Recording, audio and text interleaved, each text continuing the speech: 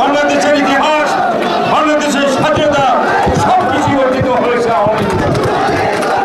আর স্বাধীন বাংলাদেশে আজকে বাংলাদেশ চরম দেশ থেকে উন্নয়নশীল রাষ্ট্র হিসাবে স্বীকৃতি পেয়েছে।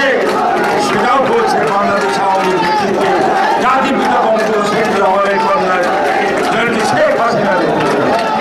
এই বাংলাদেশ আওয়ামী লীগ যতদিন থাকবে এই বাংলাদেশের মানুষের ভাগ্য এই বাংলাদেশ আওয়ামী লীগ প্রতিষ্ঠা হয়েছিল এই জাতির ভাগ্য জন্য। এটা আওয়ামী লীগ সারা জীবন দেশের জনগণের কল্যাণের জন্য কাজ করে যাবে।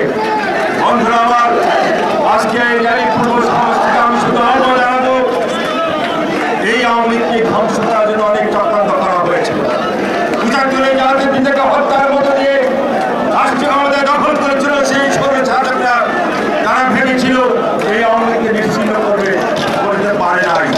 এই আওয়ামী লীগ আবার জেগে উঠেছে জাতির পিতার জননেত্রী শেখ হাসিনার, জাতির পিতার কন্যা জননেত্রী শেখ হাসিনার নেতৃত্বে।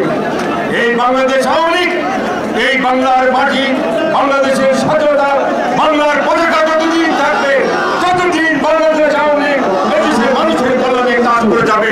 আজকে এই ৭৫তম প্রতিষ্ঠা বার্ষিকীতে এটাই আমাদের অঙ্গীকার। আমি আবার আজকে এই সমাবেশের মধ্য দিয়ে গোটা দেশবাসী